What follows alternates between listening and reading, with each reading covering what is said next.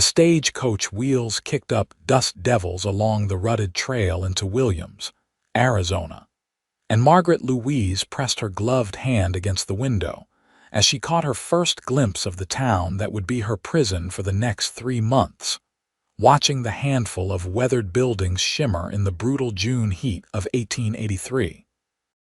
Her father's voice still echoed in her mind from their argument in Boston 2 weeks prior, his face red with frustration as he'd slammed his fist on the mahogany desk. "You think you understand hardship, Margaret? You think your charity work in the city gives you any notion of what real Americans endure? Fine. Go west. Prove you can last even 1 month in a frontier town, and I'll consider your proposal to expand our railroad holdings into social programs." He'd leaned back in his leather chair, confidence oozing from every pore. "But when you come crawling back within 30 days, begging for your comfortable life, you'll marry Richard Hartford and forget this ridiculous notion of independence." Margaret had accepted his challenge without hesitation, though she'd seen the gleam in his eye that told her he'd already won in his mind. She was 22 years old, educated at the finest schools, fluent in 3 languages, and utterly determined to prove that she was more than just a pretty face to be bartered off to the highest bidder. Richard Hartford was 45, boring, and only interested in her father's money. She'd rather die than spend her life as his ornament. The stagecoach lurched to a stop outside a building with a hand-painted sign that read, "Williams General Store and Post Office." Margaret gathered her skirts and stepped down onto the dusty street, immediately feeling the eyes of every person in town turn toward her. Her silk traveling dress, despite being one of her simpler outfits, was clearly far too fine for this place. The deep green fabric already showed traces of dust, and she could feel sweat beginning to form beneath her corset. "Well, would you look at that?" a voice drawled from the porch of the general store. "Boston sent us a princess." Margaret turned to see 3 men lounging in the shade, each wearing worn denim pants and dusty shirts. The one who'd spoken was middle-aged with a tobacco-stained beard. His companion snickered. "How long you reckon she'll last, Pete?" one of them asked. "Week. I give her 3 days before she's crying for the next stage east," Pete replied. "Look at those hands. Never done a day's work in her life." Margaret lifted her chin and met Pete's gaze directly. "I'm looking for Mrs. Sarah Chen. I was told she runs a boarding house here." "Chen's place is 2 buildings down," Pete said, jerking his thumb to the left. "But I wouldn't bother unpacking. Stage comes through again in 5 days." She ignored him and retrieved her trunk from the back of the coach, surprised by its weight. The driver, an elderly man with kind eyes, started to help her, but she waved him off. If she was going to prove herself capable, she needed to start now. She dragged the trunk through the dust, her arms straining with the effort, sweat now pouring down her back in the oppressive heat. The boarding house was a 2-story wooden structure that had once been painted white, but now showed more gray wood than paint. A small garden somehow flourished beside it, green shoots defying the arid landscape. Margaret knocked on the door and waited. The woman who answered was in her mid-50s, with silver-streaked black hair pulled back in a practical bun. Her dress was simple cotton, and her face bore the lines of someone who'd lived through hardship and come out stronger. "You must be Miss Louise," she said, her accent carrying hints of both Chinese and Western inflections. "Your telegram said you needed a room for 3 months." "Yes, madam, though apparently the town thinks I won't last 3 days." Sarah Chen's lips twitched with something that might have been amusement. "The town likes to think a lot of things. Come in before you melt. This heat isn't forgiving to newcomers." The interior of the boarding house was surprisingly cool and immaculately clean.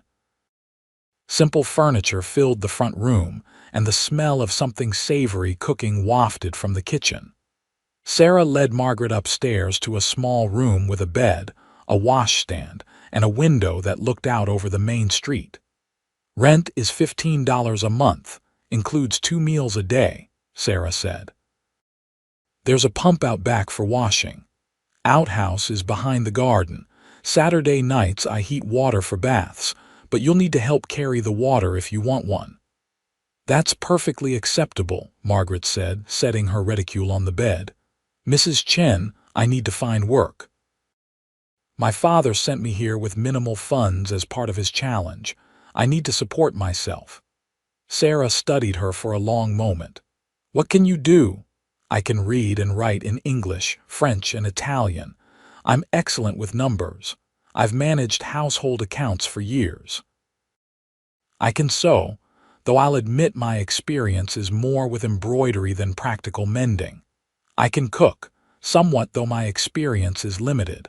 I'm willing to learn whatever is necessary." "The school teacher position is filled," Sarah said slowly. "And most folks here can't afford fancy embroidery. But let me ask around. Williams isn't a large town, but we have our needs. In the meantime, you can help me around the boarding house in exchange for reduced rent. That'll stretch your money further." "Thank you," Margaret said, genuinely grateful. "I truly appreciate your kindness." "Don't thank me yet.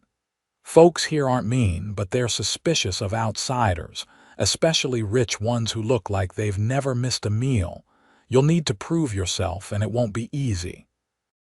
Sarah left her to unpack, and Margaret sat on the bed, suddenly overwhelmed by the reality of her situation.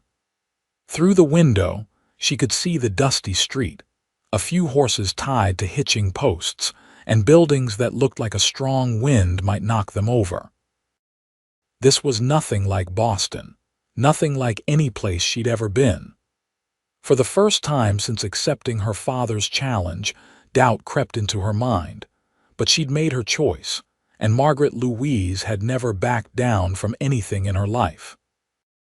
She changed into her simplest dress, a light blue cotton that was still far too fine for Williams, but at least less ostentatious than the silk traveling outfit. When she came downstairs, Sarah was in the kitchen, stirring a large pot over a wood-burning stove that made the already warm room feel like an oven.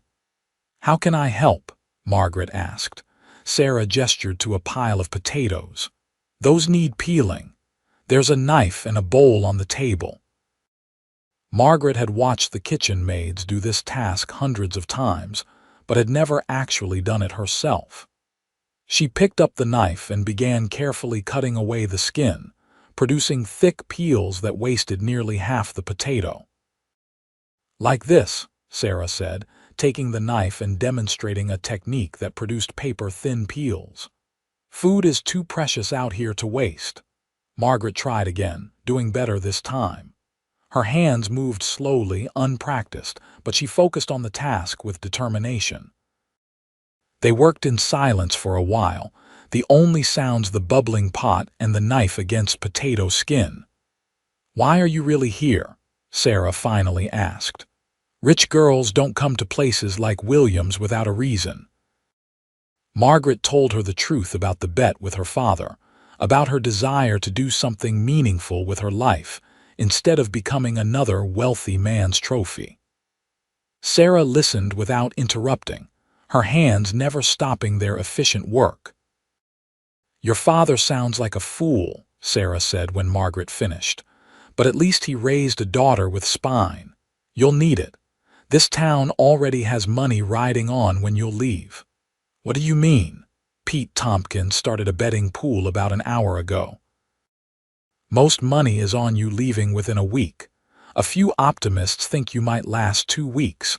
Nobody bet on you staying the full month, much less 3. Margaret's hands stilled on the potato she was peeling. "They're betting on my failure. They're betting on what they know.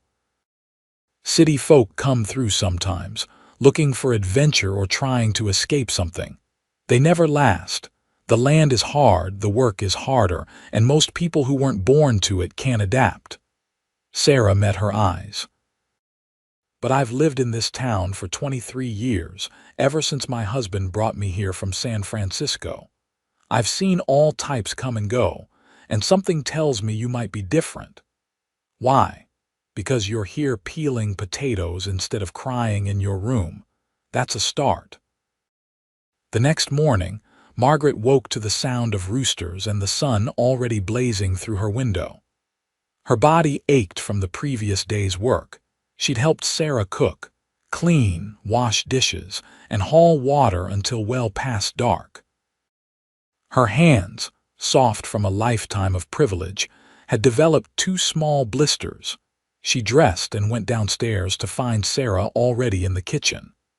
3 men sat at the large dining table, boarding house residents who worked at the nearby lumber mill. They stared at Margaret as she entered, their conversation dying mid-sentence. "Morning," Margaret said, determined to be pleasant. "I'm Margaret Louise." The men nodded but didn't introduce themselves, turning back to their breakfast with uncomfortable silence. Margaret helped Sarah bring out plates of eggs, bacon, and biscuits, noting how the men's eyes followed her every move with a mixture of curiosity and skepticism. After breakfast, as Margaret washed dishes, Sarah mentioned that she'd spoken to a few people about work.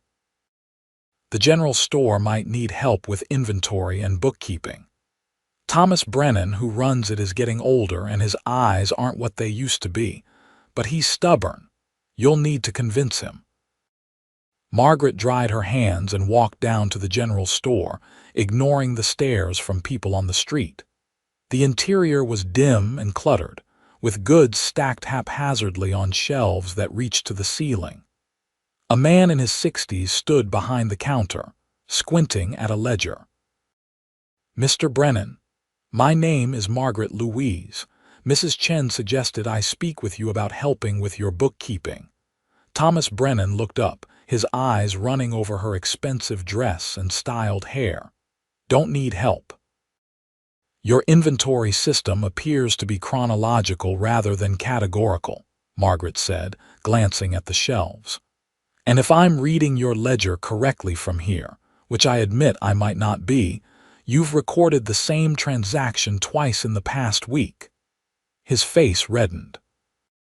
"Now you listen here, Miss High and Mighty. I'm not trying to insult you, sir.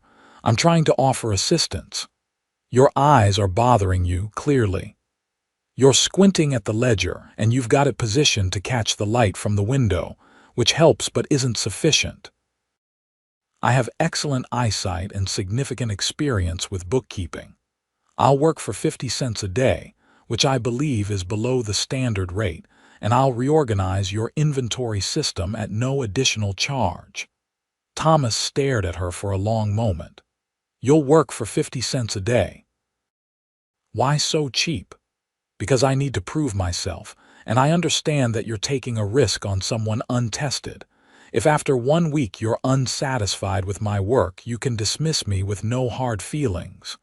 He chewed on that for a moment, then grudgingly gestured to the ledger. "Fine. 1 week. But you organize things my way, understand? This is my store." "Of course, sir. I wouldn't dream of overstepping."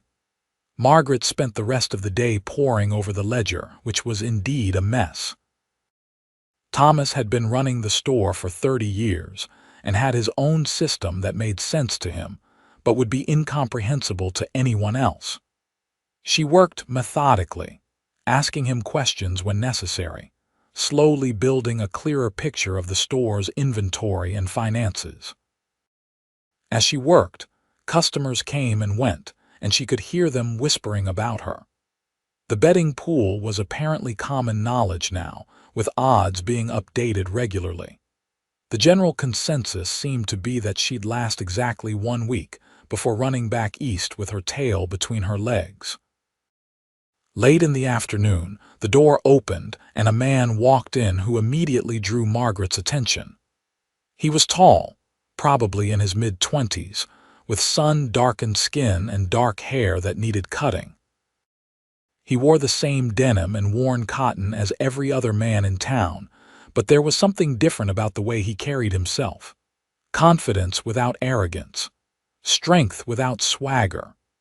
"Afternoon, Thomas," he said, his voice a low rumble that seemed to fill the small store. "I need 20 feet of rope, a new bridle, and salt if you have it." "Got everything but the bridle, Gideon," Thomas replied. "Should have more in next week." The man, Gideon, nodded, and then his eyes found Margaret. She met his gaze, noting that his eyes were an unusual shade of gray-green. He didn't stare like the other men in town had been doing. Instead, he gave her a single appraising look and then turned his attention back to Thomas. "Heard you hired the Boston lady," Gideon said. "Didn't think you were the betting type, Thomas." "I'm not betting on anything," Thomas said defensively. "I need help with the books, and she offered at a fair price." "Uh-huh." Gideon's tone suggested he didn't quite believe that. "What's the pool up to now? Last I heard, $300, most of it on her leaving within 10 days. "That right?" For the first time, Gideon looked back at Margaret, and she thought she saw something that might have been interest flicker in those unusual eyes. "Seems like a lot of money to bet against someone you don't even know." "You thinking of placing a bet, Gideon?" Thomas asked. "I don't bet on people's misery," Gideon said quietly. He paid for his supplies and left without another word. "Who was that?" Margaret asked when the door closed behind him. "Gideon Vance. Got a ranch about 5 miles north of town. Runs cattle, keeps to himself mostly. Good man, honest, pays his debts.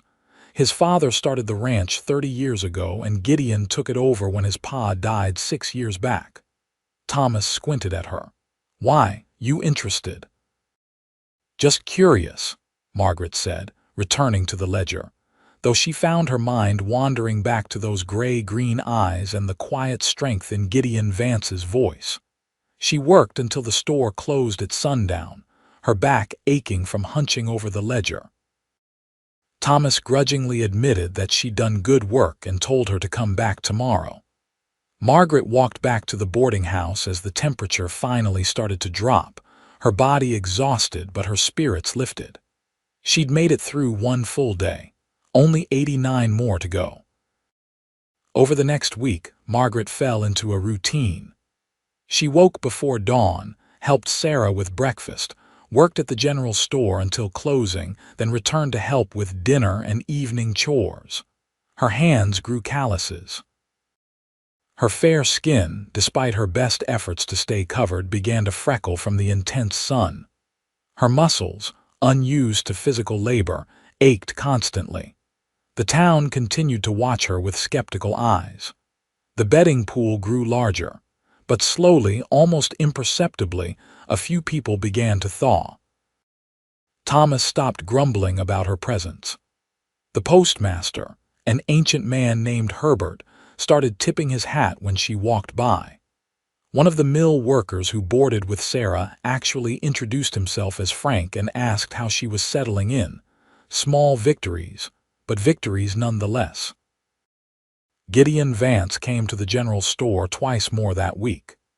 Each time, he was polite but distant, conducting his business efficiently and leaving without unnecessary conversation.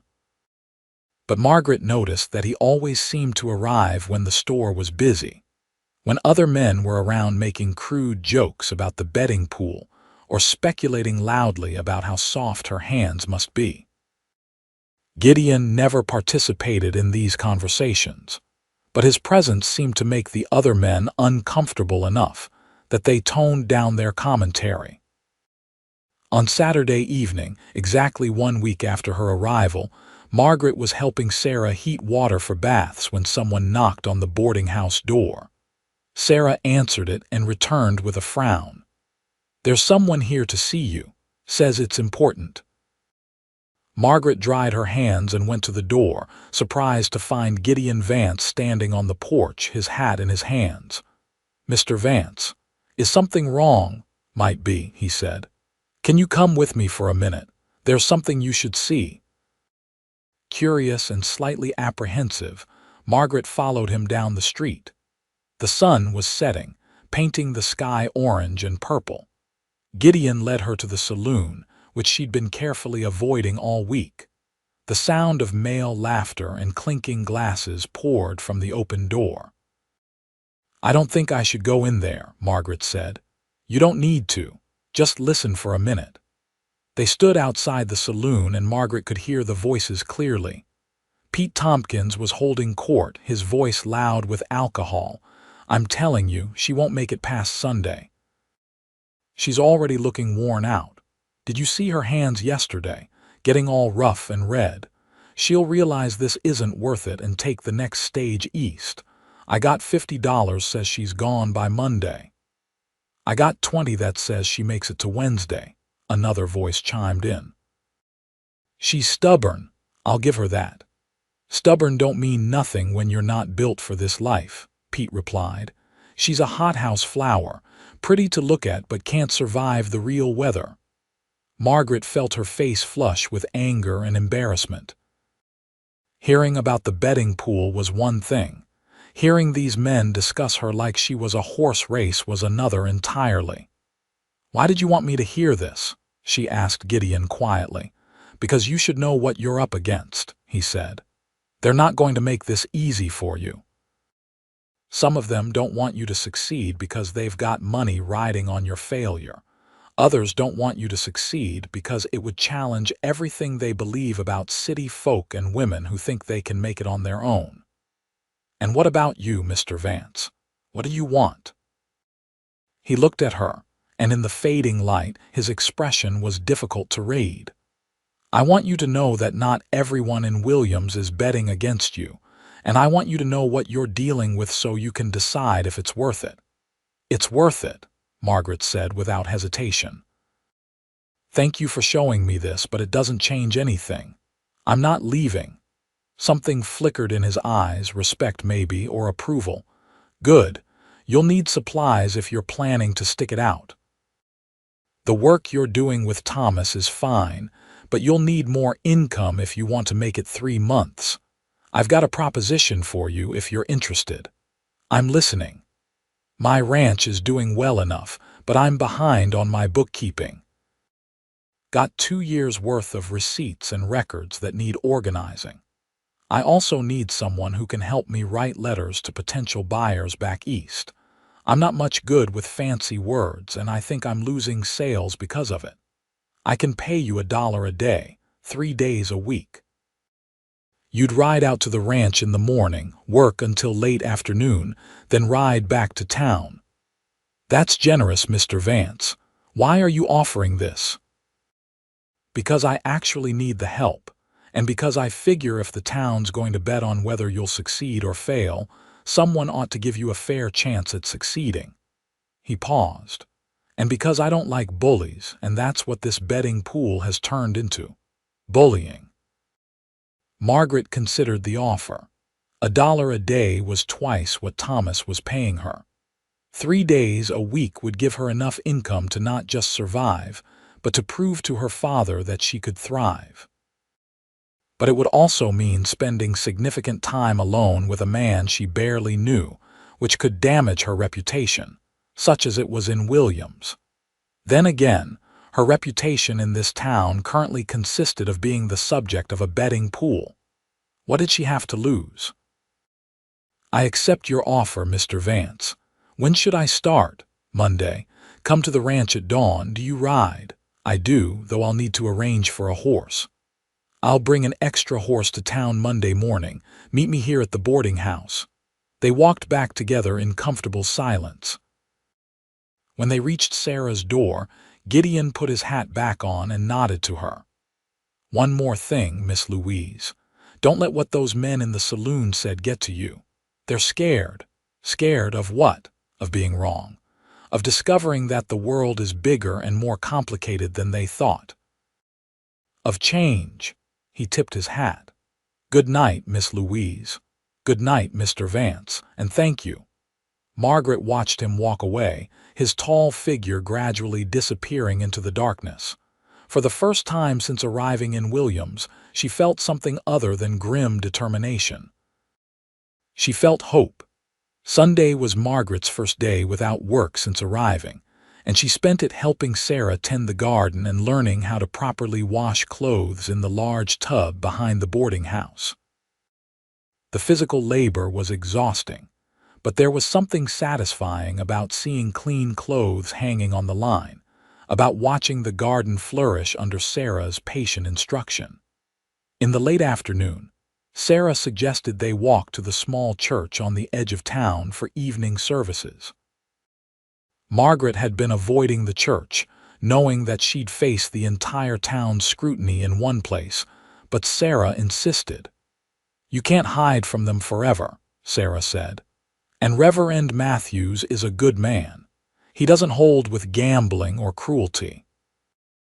The church was a simple wooden building with plain benches, and no decoration except for a cross on the wall. About 40 people were gathered when Margaret and Sarah arrived, and the conversation died the moment they walked in. Margaret kept her head high and took a seat near the back, feeling dozens of eyes on her. Reverend Matthews was a thin man in his 50s with kind eyes and a gentle voice. His sermon was about perseverance and faith, about trusting in God's plan even when the path seemed impossible. Margaret wondered if he'd chosen this topic specifically for her benefit. After the service, most people filed out quickly, but a few women approached Margaret. They introduced themselves as Beth, Caroline, and Susan, and they were among the few people in town who'd been cordial to her. "We wanted to invite you to our quilting circle," Beth said. She was about Margaret's age with red hair and freckles. "We meet Thursday evenings at my house. It's not fancy, but we'd be glad to have you." "That's very kind," Margaret said, surprised and touched. "I'd like that." "Don't mind the men and their bedding," Caroline added. She was older, maybe 40, with graying blonde hair. "They've got nothing better to do than make trouble. Most of us women think it's shameful how they're treating you." "Though I'll admit," Susan said with a small smile, "some of us are curious what makes a Boston lady want to come to a place like Williams." Margaret gave them the abbreviated version of her story, leaving out some of the more personal details about her father's manipulations and her determination to avoid marriage to Richard Hartford. The women listened with interest and sympathy. "Good for you," Beth said firmly. "My father tried to marry me off to a rancher twice my age when I was 17. I ran away and worked as a seamstress until I could afford my own place. Best decision I ever made." They talked for a while longer, and Margaret felt something loosen in her chest. These women understood, at least partially, what she was trying to do. They weren't betting on her failure. They were quietly hoping for her success. Monday morning arrived with the first hints of cooler weather. Margaret dressed in her most practical clothing, which still felt impractical for ranch work, and met Gideon outside the boarding house at dawn. He'd brought 2 horses, a large bay gelding for himself and a smaller chestnut mare for her. "This is Rosie," he said, handing Margaret the reins. "She's gentle but spirited. She'll treat you right if you treat her right." Margaret mounted smoothly, grateful for the riding lessons she'd taken as a child, though those lessons had been in proper English saddles with an instructor watching her every move. This Western saddle was different, more practical but less familiar. They rode out of town as the sun crept over the horizon, painting the desert landscape in shades of gold and pink. The air was still cool, a relief from the oppressive afternoon heat. Margaret breathed deeply, surprised by how much she enjoyed the open space, the endless sky, the sense of possibility. "It's beautiful," she said. Gideon glanced at her as if surprised by the comment. "Most city folk find it barren." "It is barren, but that doesn't mean it isn't beautiful.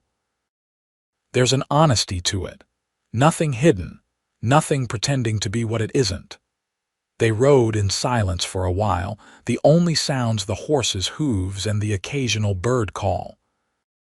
Margaret studied Gideon when she thought he wasn't looking, noting the easy way he sat his horse, the alertness with which he scanned the landscape, the competence that seemed to radiate from him.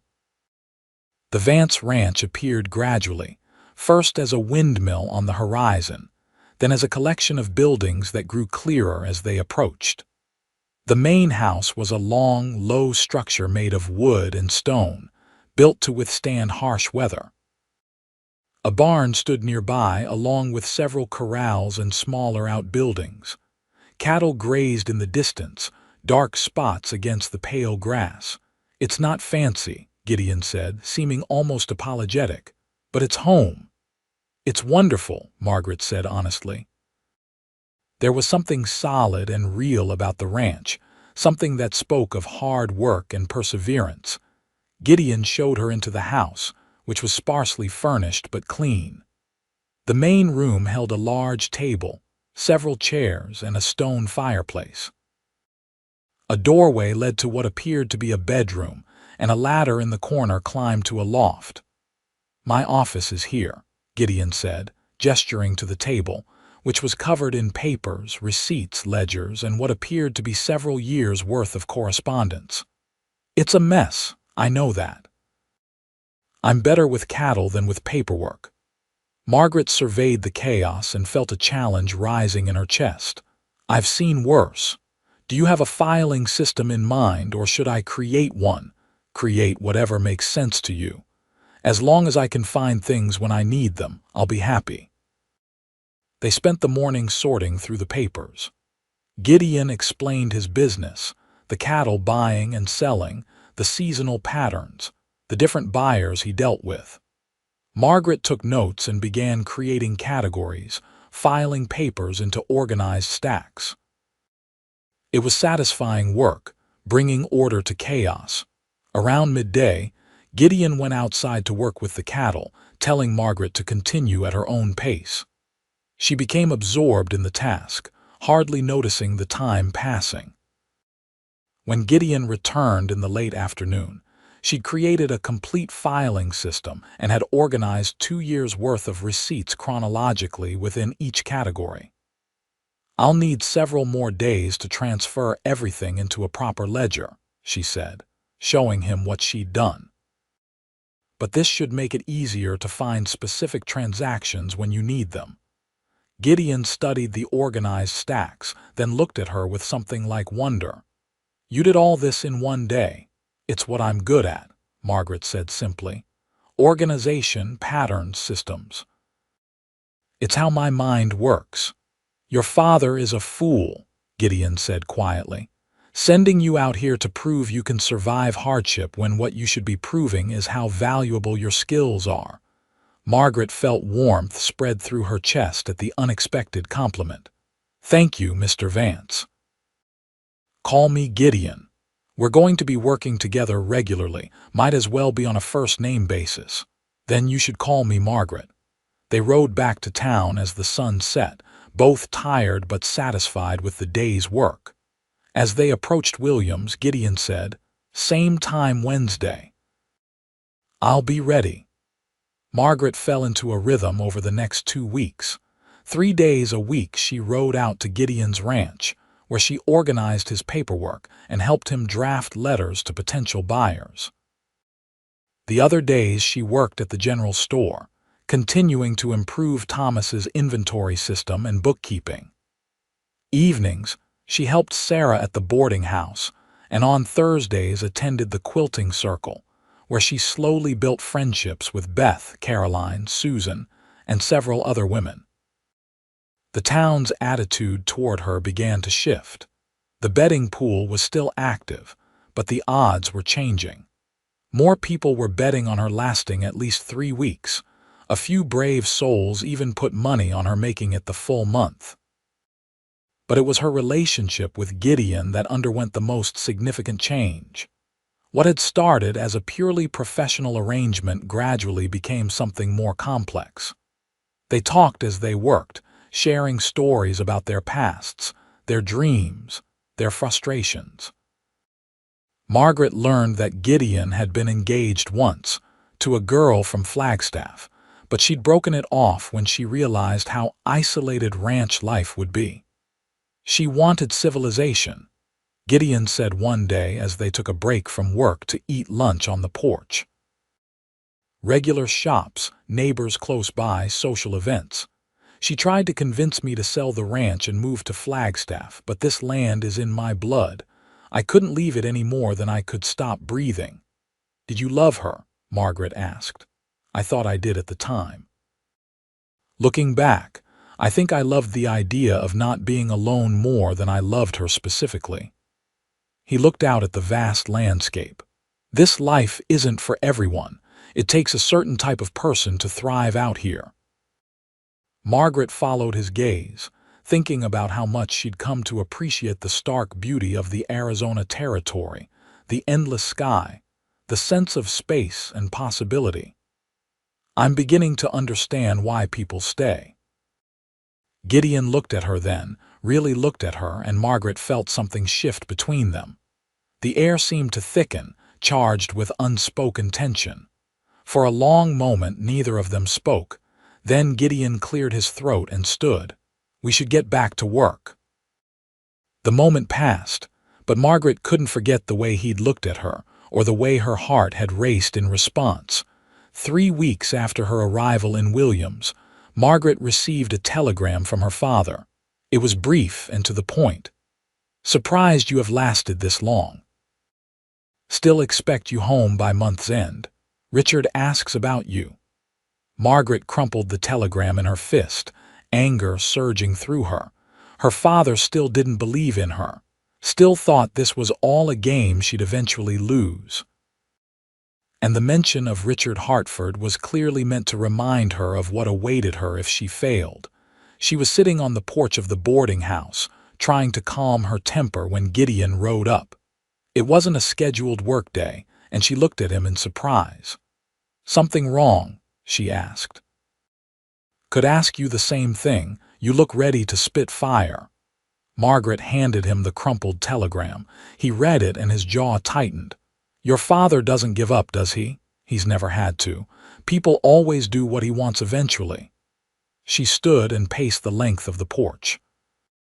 But I'm not leaving. I don't care what he says or what Richard Hartford wants. I'm staying the full 3 months, and then I'm going back to Boston and telling my father exactly what I think of his manipulations. What if you didn't go back at all? Gideon said quietly. Margaret stopped pacing and looked at him. What do you mean? I mean, what if you stayed here? In Williams. You've got work, you've made friends, and you seem happier than I imagine you were in Boston. He dismounted and came to stand at the base of the porch steps, looking up at her. What if you didn't let your father dictate your life anymore? I've thought about it, Margaret admitted. But I need to face him. Need to prove that I didn't just run away, that I made a deliberate choice and saw it through. Fair enough. But after you've proven your point, consider coming back. Williams could use someone like you. I could use someone like you. There was something in his voice, in his eyes, that made Margaret's breath catch. This wasn't just about bookkeeping or professional respect. This was something deeper, more personal. Gideon, she started, not sure what she was going to say. But before she could continue, Pete Tompkins and 2 of his friends appeared around the corner, clearly drunk despite it being mid-afternoon. Well, Pete slurred.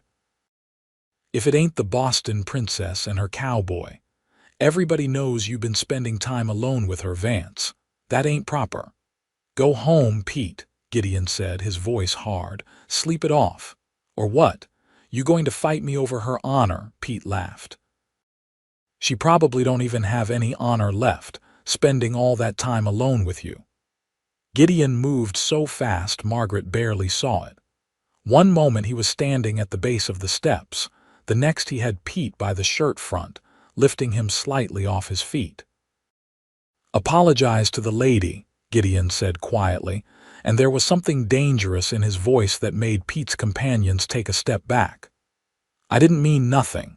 Pete stammered, suddenly sober. "Just joking around. Apologize." "I'm sorry, Miss Louise. I spoke out of turn." Gideon released him and Pete stumbled backward. "If I hear you or anyone else talking about Miss Louise in that manner again, we're going to have a much longer conversation. Understand?" Pete nodded and hurried away, his friends following. Gideon turned back to Margaret, and she saw that his hands were shaking slightly. "I apologize for that," he said. "I shouldn't have lost my temper." "Don't apologize for defending me," Margaret said. She came down the steps and stood close to him, close enough that she could see the gold flecks in his gray-green eyes. "No one has ever done that before. In Boston, men would have laughed along with the crude joke and then told me I was being too sensitive if I objected." "Then Boston men are fools," Gideon said. He reached out and gently tucked a strand of hair behind her ear, his fingers lingering against her cheek. "You deserve to be treated with respect, Margaret." She leaned into his touch without thinking, and then his hand was cupping her face and he was leaning down, and she was rising on her toes to meet him. The kiss was gentle at first, tentative, both of them testing this new territory. Then Margaret's hands came up to grip his shirt, and Gideon's arm wrapped around her waist, pulling her closer. And the kiss deepened into something that made her forget about her father's telegram, about the betting pool, about everything except the feeling of Gideon's lips on hers. When they finally broke apart, both breathing hard, Gideon rested his forehead against hers. "I've been wanting to do that for weeks," he admitted. "I've been wanting you to," Margaret whispered back. They stood there for a long moment, wrapped in each other, and Margaret felt something settle in her chest. This was what she'd been searching for without knowing it. Not just independence or the chance to prove herself, but someone who saw her completely and valued her for exactly who she was. The next 2 weeks passed in a blur of work and stolen moments. Margaret and Gideon were careful to maintain propriety in public, but during their work days at the ranch, they grew closer. They talked about everything, their fears and hopes and dreams. Gideon told her about his childhood, about learning to run cattle from his father, about the loneliness of the past 6 years running the ranch alone. Margaret told him about the suffocating expectations of Boston society, about her desire to do meaningful work instead of being decorative, about her fear that she'd never find someone who understood her. "I understand you," Gideon said one afternoon as they sat on the porch watching storm clouds gather on the horizon. "Maybe not everything, not yet, but I want to. I want to know every part of you, Margaret." She kissed him then, and the kiss was interrupted by the first drops of rain. They laughed and ran inside, and Gideon built a fire in the fireplace while Margaret made coffee. It felt domestic and comfortable and right. In town, the betting pool reached its critical point. Margaret had been in Williams for 4 weeks, defying the expectations of nearly everyone. Money changed hands as the pessimistic bets were lost. A few people apologized to her directly, admitting they'd misjudged her. Others simply stopped talking about the pool, embarrassed by their participation. The Quilting Circle women threw a small celebration in Margaret's honor, presenting her with a quilt they'd made together. Each square represented something about Williams, a visual story of the town's history and spirit. "You're one of us now," Beth said, hugging Margaret tight. "You've earned your place here." Margaret held the quilt and felt tears prick her eyes. She'd come to Williams expecting to endure 3 months of hardship as a means to an end. Instead, she'd found a community, a purpose, and a love she'd never anticipated. 5 weeks after her arrival, as Margaret was working in the general store, a well-dressed stranger entered. He looked out of place in his expensive suit and polished shoes, and he looked around the store with obvious disdain. "I'm looking for Margaret Louise," he said to Thomas. "That's me," Margaret said, standing up from behind the counter. Her heart sank as she recognized the man. "Richard Hartford." "Margaret, there you are. I've come to take you home." Richard approached her as if nothing was unusual about his sudden appearance in Arizona. "Your father is worried about you. This bet has gone on long enough." "I'm not going anywhere," Margaret said firmly. "The agreement was 3 months. I still have 7 weeks to go." "Don't be ridiculous. Look at you, you've gone completely native. Your skin is brown, your hands are rough, and you're working in a shop like a common laborer." Richard reached for her arm. "I've convinced your father that we should move up the wedding. We can be married by the end of the month." Margaret pulled her arm away. "I'm not marrying you, Richard. I never agreed to marry you, and I never will. Your father promised you to me. My father doesn't own me. I make my own choices, and I choose to stay here and finish what I started." Richard's face reddened with anger. "You're throwing your life away for what? This dusty town and these ignorant people? You're meant for better things, Margaret." "I've found better things," Margaret said quietly. "I've found work that matters, people who respect me, and a life that's mine. That's more than I ever had in Boston. If this is about that cowboy you've been spending time with, your father told me all about it. He's using you, Margaret. Men like that see women like you as meal tickets. He probably thinks he can marry you and get access to your father's money. Gideon has never asked me for anything except honest work for honest pay, which is more than I can say for you." Richard's expression turned ugly. "Fine. Stay here and ruin yourself, but don't expect to come crawling back when this all falls apart. You'll be damaged goods, unsuitable for any respectable marriage. Then I'll be happily unmarried. Good day, Richard." He left in a huff, slamming the door behind him. Margaret's hands were shaking, but she felt lighter than she had in years. She'd stood up to Richard, to her father's manipulations, to the entire weight of Boston society's expectations, and it felt wonderful. Thomas looked at her with new respect. That took courage. "It took being angry enough to finally speak the truth," Margaret said, but she was smiling. That evening she rode out to Gideon's ranch. It wasn't a scheduled work day, but she needed to see him, to tell him what had happened. She found him in the barn, and the moment he saw her face, he set down the tack he was mending. "What's wrong?" She told him everything about Richard's appearance, his accusations, the threat to cut her off completely from her family. Gideon listened without interrupting, his expression growing darker as she spoke. "He accused you of using me for my father's money," she finished. "As if you even care about any of that." "I don't care about your father's money," Gideon said. "I care about you, just you exactly as you are. I know that. But Richard's appearance complicates things. My father won't let this go. He'll send more people, make more threats. He'll do everything he can to force me back to Boston." "Then stay here," Gideon said.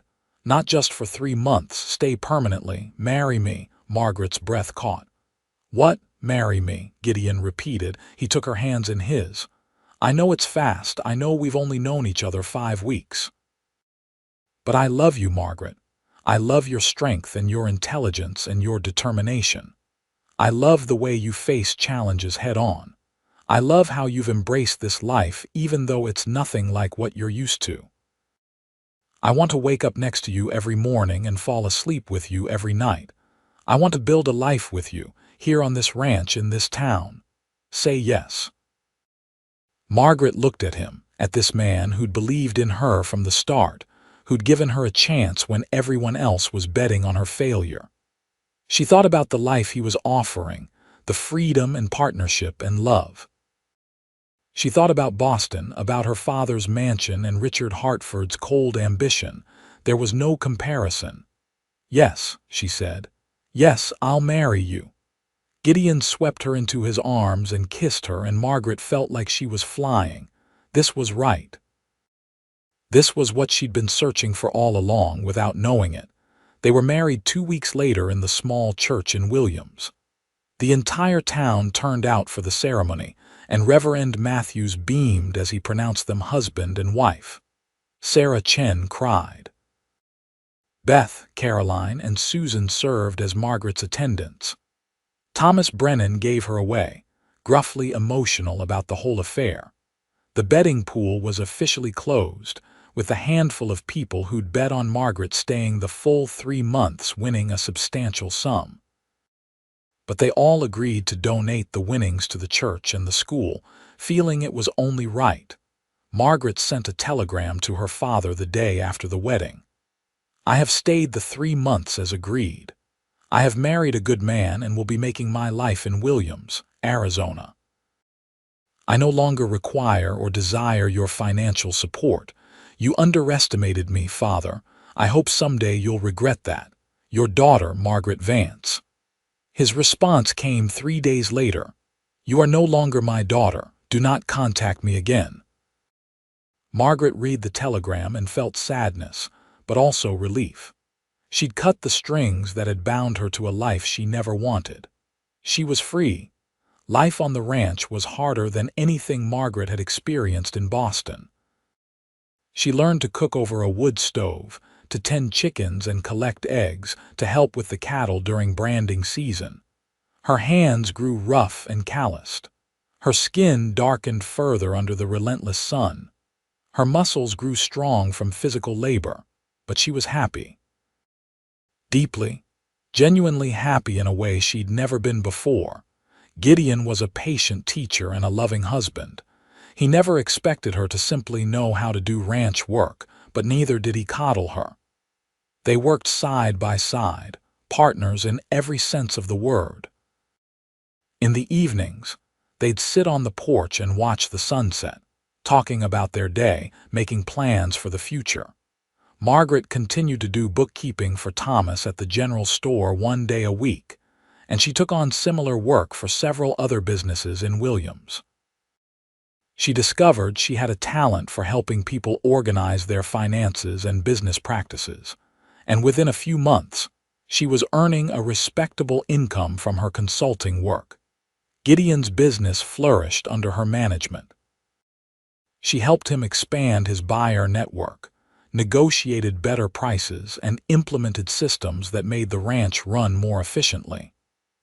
By the end of their first year of marriage, the ranch's income had doubled. But more than the financial success, it was the life they built together that mattered. They made the ranch house into a home, adding furniture and decorations that reflected both their personalities. Margaret planted a garden and took pride in growing vegetables in the harsh climate. Gideon expanded the herd and hired 2 ranch hands to help with the increased work. About 18 months after their wedding, Margaret discovered she was pregnant. She told Gideon one evening as they sat on the porch watching a spectacular sunset. I have news, she said, taking his hand and placing it on her still flat stomach. We're going to have a baby. Gideon's face transformed with joy. He pulled her into his arms, holding her gently as if she might break. A baby. We're going to have a baby. Their son was born in the spring of 1885, delivered by Sarah Chen, who'd served as midwife for most of Williams. They named him Grant Thomas Vance, after no one in particular, simply because they liked the name. Grant had his father's gray-green eyes and his mother's determination, making his presence known from his first lusty cry.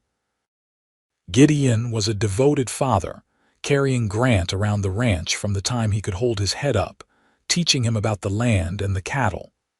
Margaret would watch them together and feel her heart swell with love. 2 years later, their daughter arrived, a tiny thing with dark hair and a quiet demeanor that contrasted sharply with her boisterous older brother.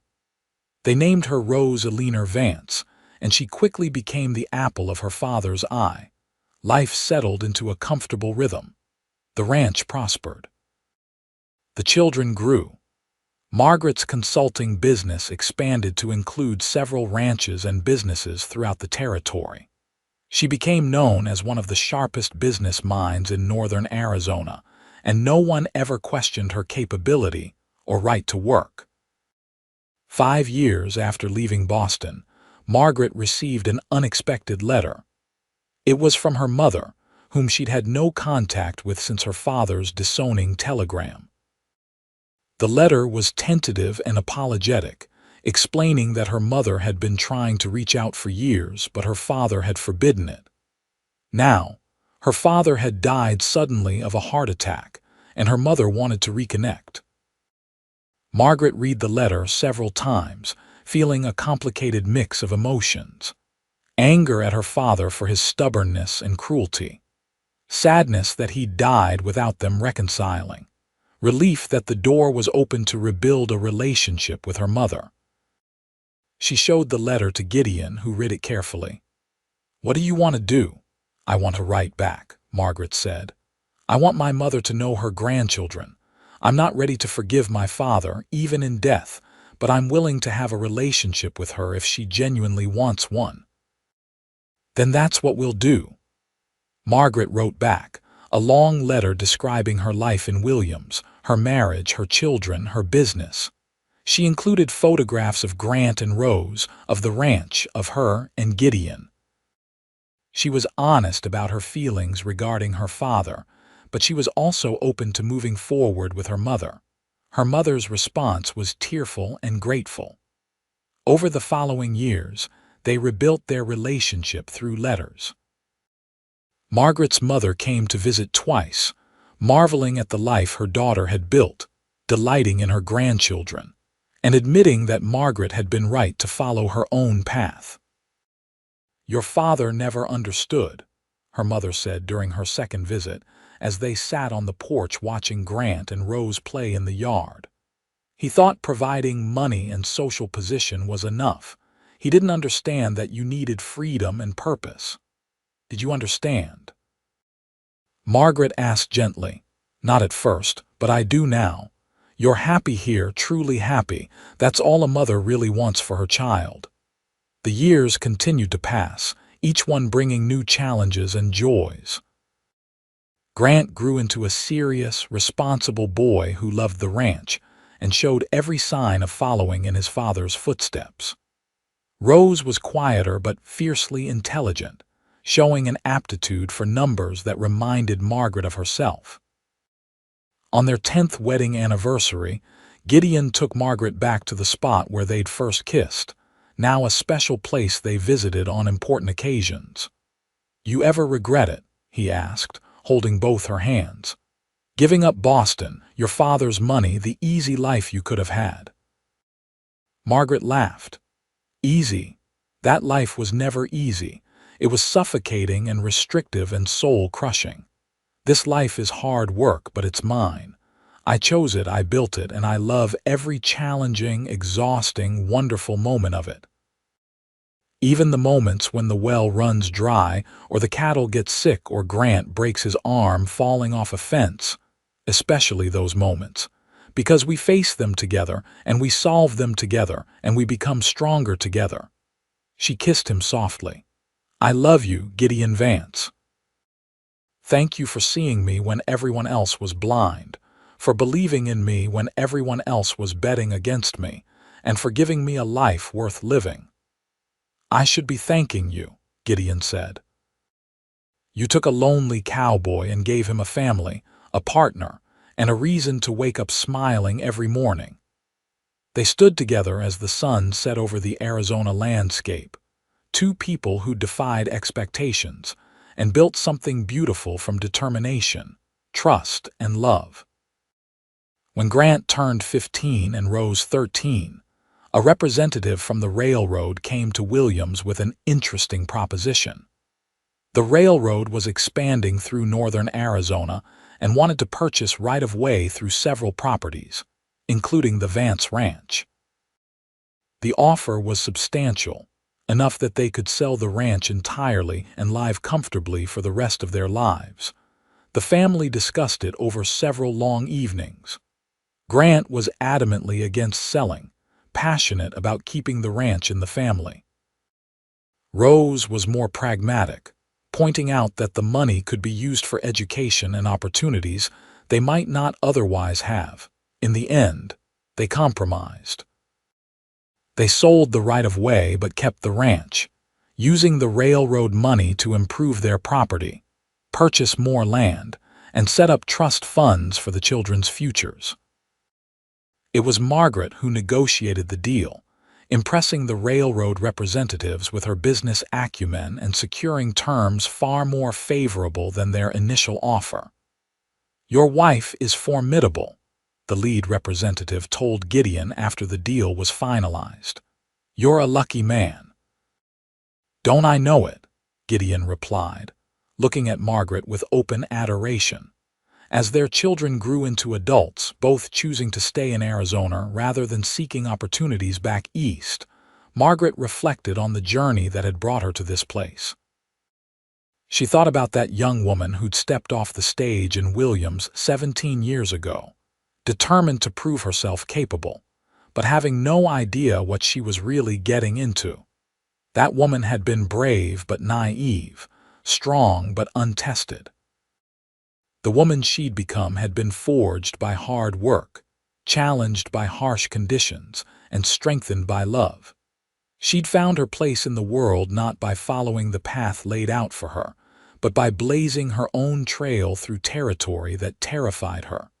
The town of Williams had changed too. It was larger now, more prosperous, connected to the wider world by the railroad. But it maintained its character, its sense of community, its appreciation for people who proved their worth through action rather than words.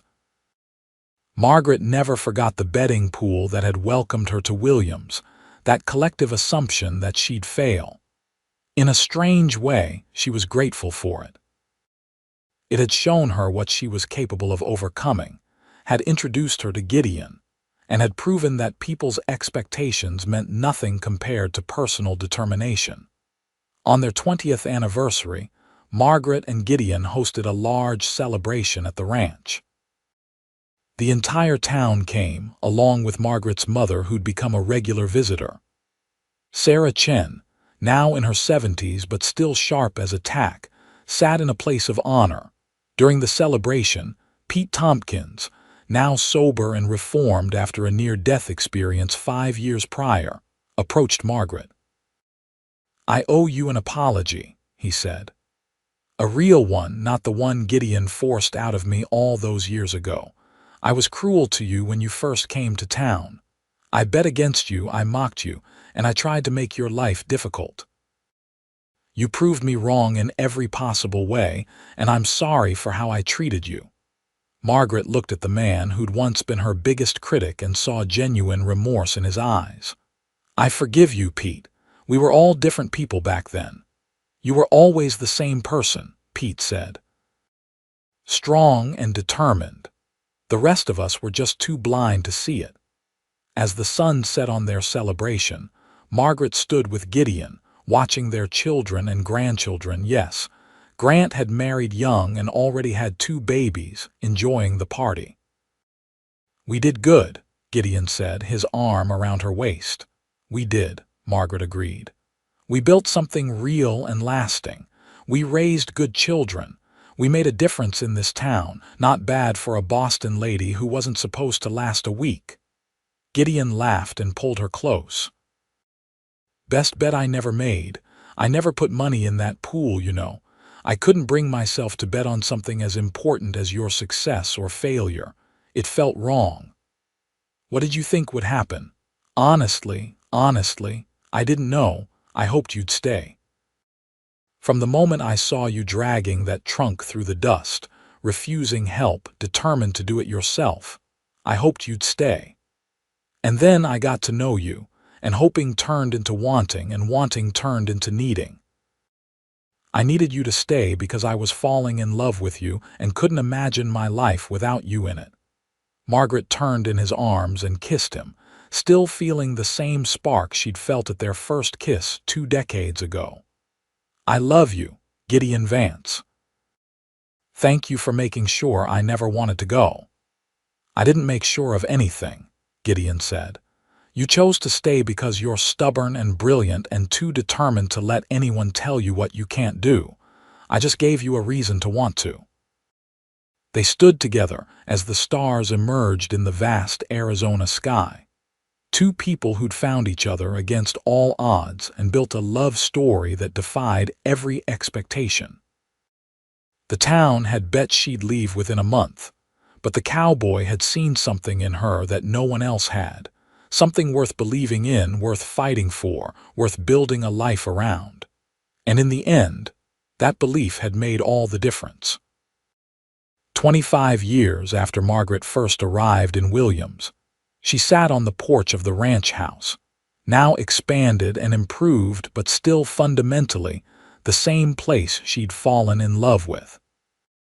Gideon sat beside her, his hair graying at the temples but his eyes still that remarkable gray-green that had captured her heart so long ago. Grant ran the ranch now, having taken over gradually as Gideon stepped back from the daily operations. He did it with skill and wisdom, having learned from both his parents the value of hard work, smart business practices, and treating people fairly. His wife, Anna, was a teacher in Williams, and their 3 children were the light of Margaret and Gideon's lives. Rose had surprised everyone by becoming a lawyer, one of the first women to practice law in Arizona territory. She'd studied through correspondence courses and apprenticeships, driven by the same determination that had brought her mother to Williams in the first place. She specialized in property rights and business law, and she was making a name for herself throughout the territory. "We should write our story down," Margaret said suddenly, "for the grandchildren, so they know where they came from, what we overcame to build this life." "You think they'd be interested?" Gideon asked. "I think they need to know that anything is possible if you're willing to work for it, if you're willing to defy expectations and forge your own path." She took his hand. "I think they need to know that love can happen in the most unexpected places between the most unlikely people, and that it can sustain you through decades of challenges and joys." "Then we'll write it," Gideon agreed. "We'll tell them about the betting pool and the Boston lady who refused to fail and the cowboy who fell in love with her determination." Margaret laughed. "Is that how you remember it? You fell in love with my determination. I fell in love with everything about you. The determination just caught my attention first." They sat together as the sun set, 2 people who'd spent a quarter-century building a life together, and Margaret thought about how strange and wonderful life's journey could be. She'd come to Williams expecting to endure 3 months of hardship to win her freedom from her father's control. Instead, she'd found a home, a purpose, a community, and a love deeper than anything she'd imagined possible. The town had bet she'd leave within a month. The cowboy had made sure she never wanted to go. But in truth, she'd made that choice herself, following her heart instead of the path others laid out for her, and it had been the best choice of her life. Years continued to unfold like pages in a beloved book. Margaret and Gideon grew old together, their love deepening with each passing season. They watched their grandchildren grow and their great-grandchildren arrive. They celebrated births and mourned deaths, weathered droughts and rejoiced in good years, always together, always partners. Margaret's mother lived to see her 92nd birthday, spending her final years in a small house in Williams, close to the daughter and family she'd nearly lost. She passed peacefully in her sleep, surrounded by the people she loved, grateful for the second chance at family that Margaret had given her. Sarah Chen lived to 103, finally passing away in her sleep after a life well lived. The entire town mourned her, and Margaret gave a eulogy that had everyone in tears, talking about how Sarah had been the first person to see potential in a scared Boston lady and give her a chance. The ranch prospered under Grant's management, expanding and modernizing while still maintaining the values Gideon had instilled. Rose's legal practice grew, and she became an advocate for women's rights and property ownership, using her sharp mind and her mother's business acumen to make real change in the territory. On their 40th wedding anniversary, Margaret and Gideon renewed their vows in the same church where they'd first married. The building had been renovated over the years, but the cross on the wall was the same. Reverend Matthews had long since passed, but his successor performed the ceremony with the same warmth and sincerity. Margaret was 67 years old, her hair silver, her face lined with the marks of a life lived fully in the Arizona sun. Gideon was 70, his body bearing the wear of decades of ranch work but his spirit as strong as ever. "I, Margaret, take you, Gideon, to be my husband again," Margaret said, her voice clear and strong. "I promised you 40 years ago that I would love you, honor you, and build a life with you. I've kept that promise, and I make it again today. You are my partner, my love, my home, today and always." "I, Gideon, take you, Margaret, to be my wife again," Gideon said, his voice rough with emotion. 40 years ago I promised to love you, to support you, to believe in you always. That was the easiest promise I ever made and the greatest privilege of my life to keep. You are my heart, my strength, my reason, today and always." As they kissed, the church erupted in applause and cheers. Their children, grandchildren, and great-grandchildren crowded around, along with what seemed like the entire town of Williams. The celebration afterward was held at the ranch, which now sprawled over 3 times the acreage Gideon had started with. Food and music filled the evening air. Stories were told, old friendships celebrated, and new memories made. As the sun set, painting the sky in brilliant shades of orange and purple that only the Arizona desert could produce, Margaret and Gideon slipped away from the party to their favorite spot on the porch. "Do you remember the first time you brought me here?" Margaret asked, leaning into Gideon's shoulder. "I was so nervous. I had no idea what I was doing, pretending I could work on a ranch." "You figured it out," Gideon said. "You always figure things out." "We figured it out together," Margaret corrected. "That's what makes it work. We've always been partners from the very beginning." They sat in comfortable silence, listening to the sounds of the party continuing behind them, the laughter of their family mixing with music and celebration. "Thank you," Margaret said softly. "For what?" "For seeing me when I needed to be seen. For believing in me when everyone else was betting I'd fail.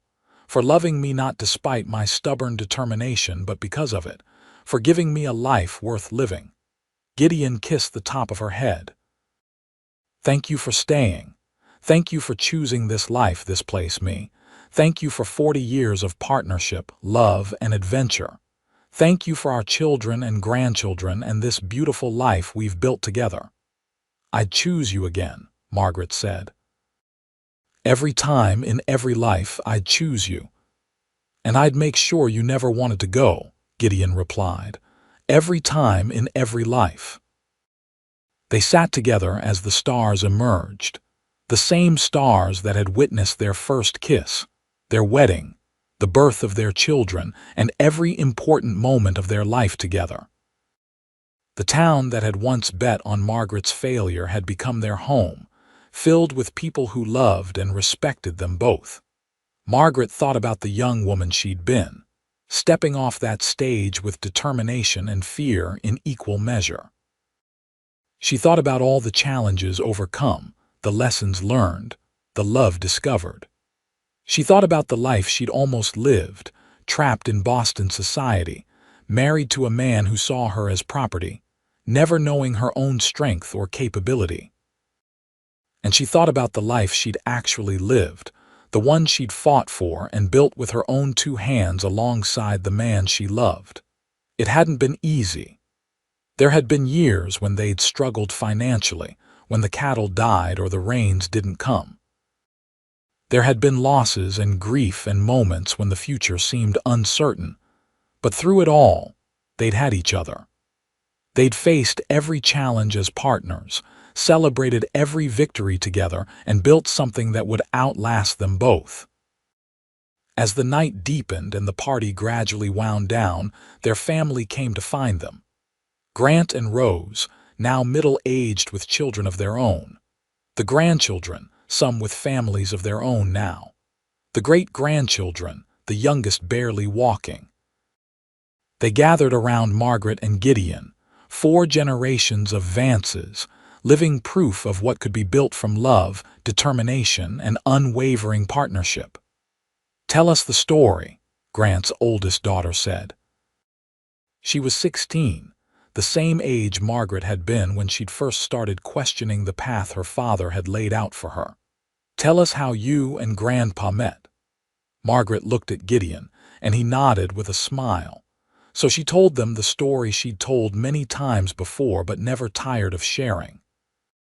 She told them about the stagecoach and the dust and the betting pool. She told them about the general store and the boarding house and Sarah Chen's quiet support. She told them about the cowboy who'd offered her work and respect when everyone else offered only skepticism and mockery. She told them about falling in love with a man who saw her potential before she fully understood it herself. About the choice to stay not just for 3 months, but forever. About building a life and a family from determination, hard work, and love that deepened with every passing year. As she spoke, she watched their faces, seeing their amazement and inspiration. These children and grandchildren had never known anything but opportunity and support. They'd grown up in a family where intelligence was celebrated, where women could be lawyers and business people, where hard work was valued above social position. But they needed to know that it hadn't always been this way. They needed to understand that the opportunities they took for granted had been fought for and won by people who refused to accept the limitations others tried to place on them. "The town bet I'd leave within a month," Margaret finished. "They thought I was too soft, too privileged, too unprepared for real life. And maybe I was all those things when I arrived, but your grandfather saw something else. He saw potential and determination and stubbornness that wouldn't quit. He gave me a chance to prove myself, and then he fell in love with me for exactly who I was. And I've never regretted it for a single moment," Gideon added, squeezing her hand. "Best decision I ever made was offering her work at the ranch. Second best decision was proposing marriage. Your grandmother changed my life, changed this ranch, changed this whole town really. And now we're all here because of it," Rose said, looking around at her extended family. "Because Mama refused to accept what others said she could or couldn't do. Because she chose love and partnership over comfort and social expectations. That's a legacy worth remembering." The family talked into the night, sharing stories and memories, weaving together the tapestry of their shared history. And at the center of it all sat Margaret and Gideon, the couple who defied expectations and built something lasting from courage, love, and stubborn determination. When the last guest finally left and the house grew quiet, Margaret and Gideon made their way to bed, tired but happy. As they lay together in the darkness, Gideon pulled Margaret close. "No regrets?" he asked, as he had so many times over the years. "Not a single one," Margaret replied, as she always did. "This life, this love, this family, it's everything I never knew I wanted and exactly what I needed. The town bet I'd leave within a month, but you made sure I never wanted to go." "We made sure," Gideon corrected gently. "Together, always together. And that was the truth of it. Not that a cowboy had somehow trapped or convinced a city woman to stay, but that 2 people had found each other at the right time in the right place, and had chosen to build something beautiful together." They'd faced challenges and celebrated victories as partners, each making the other stronger, better, more complete. Margaret fell asleep in Gideon's arms as she had for 40 years, grateful for every moment of the life they'd shared. The town had bet on her failure, but she and Gideon had proven that love, determination, and partnership could overcome any obstacle, defy any expectation, and build something that would last generations. It was the love story neither of them had been looking for but both desperately needed. And it had made all the difference.